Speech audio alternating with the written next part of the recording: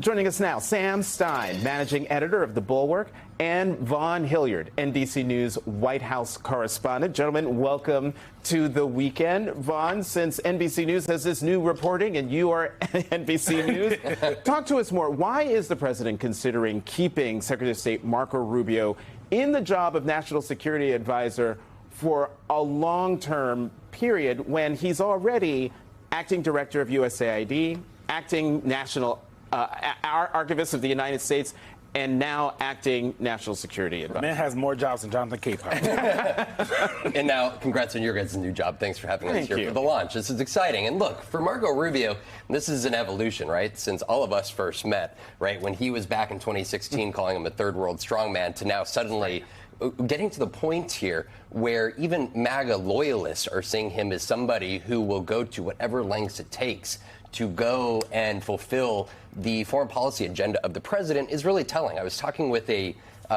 diplomat from a Middle East country here this week who told me that initially when he came on board as Secretary of State, his country's view was to ignore Marco Rubio because they thought Steve Witkoff, Susie Wiles, they were the ones with the direct ear. But increasingly, as time has gone by, they have found him to increasingly have a greater voice inside of the White House with a big State Department team, with embassies across the country. And this is suddenly a moment for Marco Rubio where the president is giving him a greater voice within the White House. Well, is this an example of like Rubio's rise, or is it just more of the chaos that we've seen in the Trump world? And like, you know, Jonathan was saying, all of those jobs, the National Security Advisor is someone who has to be in the White House all the time. The Secretary of State is allegedly supposed to be around the world doing those kinds of things. Well, first of all, how could you go to Vaughn first? Because we know we have to start in house. Welcome to the new game in town. Yeah. I was He's so younger. No. Just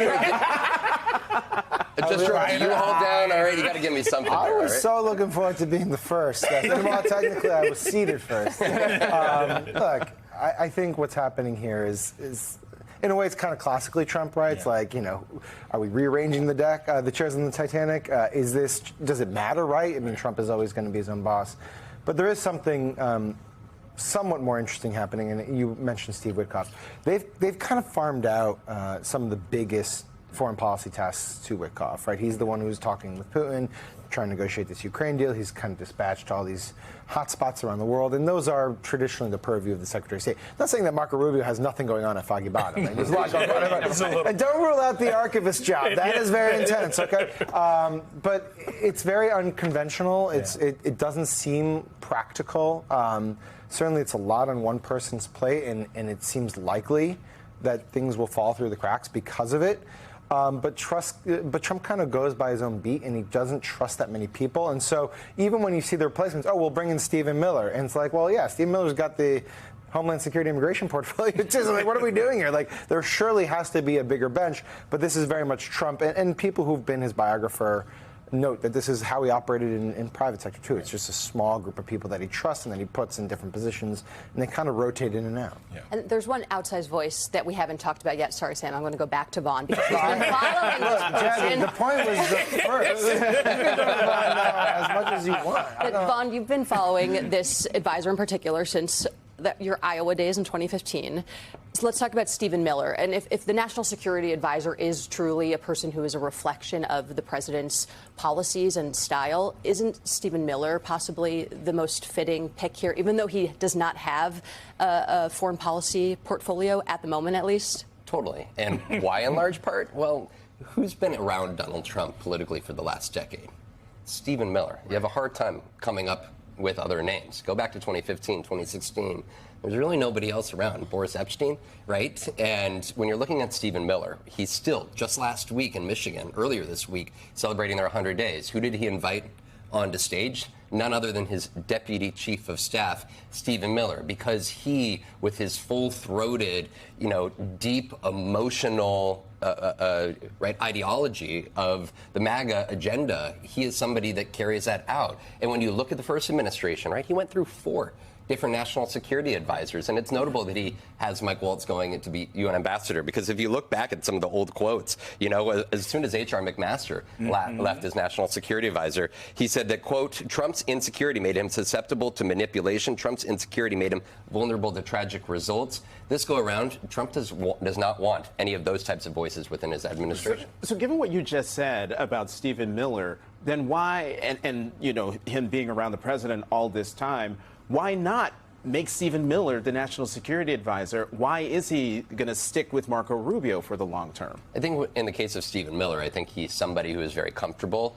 in the staff role, right? You're not tied and you have fewer responsibilities. You can go and work on the Alien Enemies Act on Monday, and you can go and work on another DHS a program the next day here. So it kind of gives him that fluidity to move around. As national security advisor, you're overseeing, you know, the National Security Council, and you're going to be in meetings day after day, and there's a certain responsibility with that, as opposed to just being by the president's side in the Oval Office. There's a long list of reasons why Waltz is out, right? One, Signalgate was embarrassing for the president.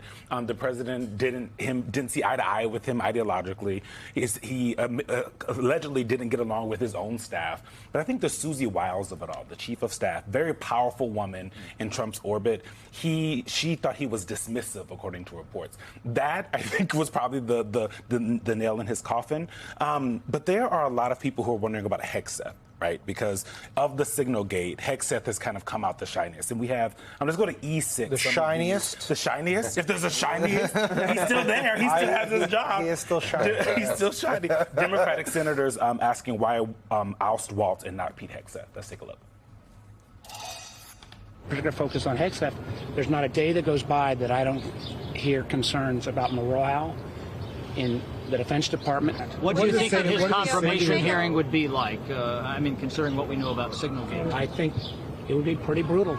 I think they're holding the wrong guy accountable. Well, it's long overdue. I mean, he's the guy who started the unclassified text chain when there were classified channels available. It's his responsibility, but I also think Pete Hegseth needs to be fired as well.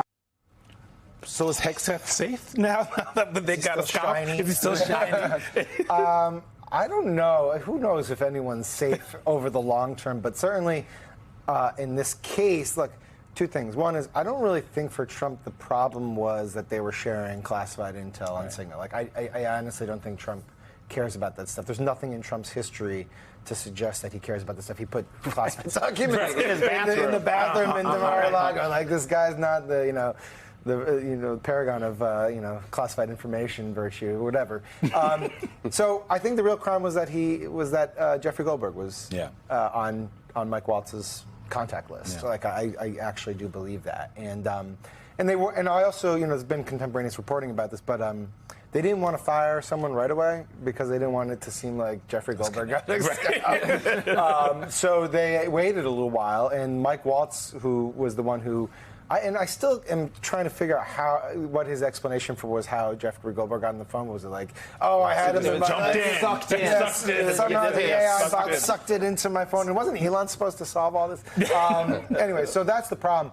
And the other problem, of course, is, and this is kind of underappreciated, I think, which is that Laura Loomer went off on Mike Waltz and believes that Trump in the Oval Office. And believes that Mike Waltz represented a faction of foreign policy thinking that, frankly, was antithetical to MAGA. And that's not the case with Pete Hegseth. It's very hard to figure out actually what Pete Hegseth's ideology is because it shapeshifts a little bit, whereas Mike Waltz very much came from that camp. And so once you started having all those factors at play, then it seemed pretty obvious that Waltz was going to fall in the sort of not Hegseth.